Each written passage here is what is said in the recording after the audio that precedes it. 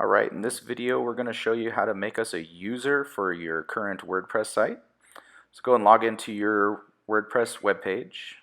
Click on Add New User here. And you could just go ahead and make our username Kodiak, keep it simple. Our email address is info@kodiakteam.com. You could leave the first and last names blank, but if you so choose, you can put in Kodiak Team there. Website you can leave blank as well. Just make sure that you have the checkmark clicked to send user notification of the password and pick us as an administrator, and then click Add New User. We will then get an email notification of the account being set up, and we will go ahead and take it from there.